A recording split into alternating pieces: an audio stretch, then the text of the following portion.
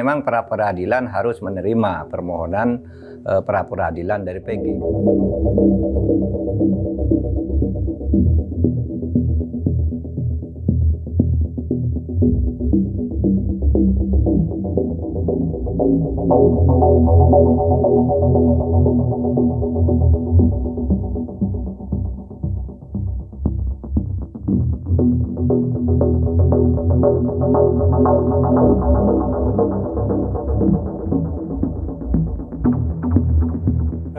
Kasus Vina, sekarang perkembangannya baru ketika pra peradilan Peggy diterima. Apa pandangan Pak Mahfud dengan perkembangan terbaru itu?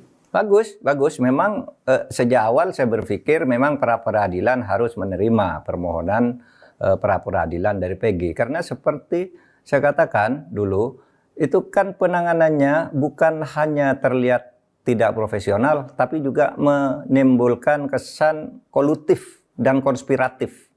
Gitu. Kenapa? Dulu kasus itu kan sudah 8 tahun lalu dibiarkan dan baru dibuka lagi sesudah ada film Vina sebelum seminggu. Itu sudah sangat tidak profesional.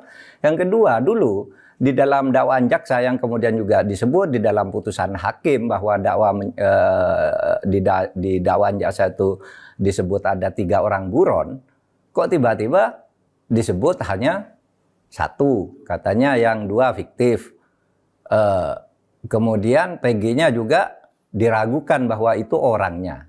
Nah, oleh sebab itu daripada tidak jelas, lebih baik ya diputus. Tidak jelas kesalahannya, tidak jelas subjeknya maupun objeknya udah jelas yaitu pembunuhan Vina.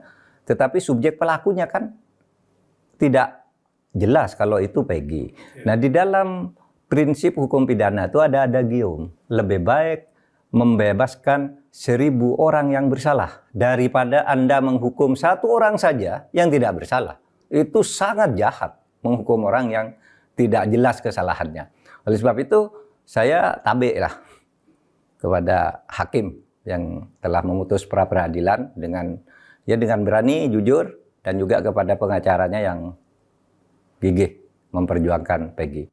Hormat juga kepada Polda Jawa Barat yang sudah menyatakan menerima dan akan melaksanakan putusan pra peradilan ini. Itu aja. Dengan perkembangan terbaru itu berarti kira-kira polisi mestinya bagaimana, Pak? Apakah melakukan semacam, katakanlah semakin jelas bahwa ada kesalahan di awal penyelidikan sehingga perlu dibentuk tim atau apa, Pak?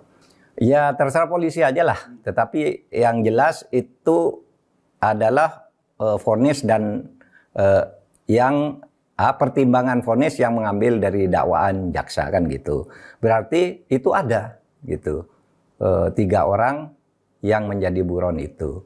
Nah selama ini kan kesannya yang menjadi buron itu disembunyikan sehingga lalu dibiarkan 8 tahun nggak usah dibuka gitu. Lalu ketika terungkap oleh sebuah film gitu lalu dicari kan gitu kesannya, dan itu sebabnya lalu dibatalkan oleh pra peradilan di Bandung. Bagus.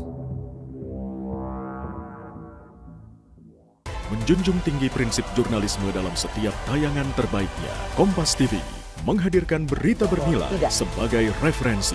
Ikuti semuanya dan pastikan diri Anda lebih berkualitas bersama Kompas TV.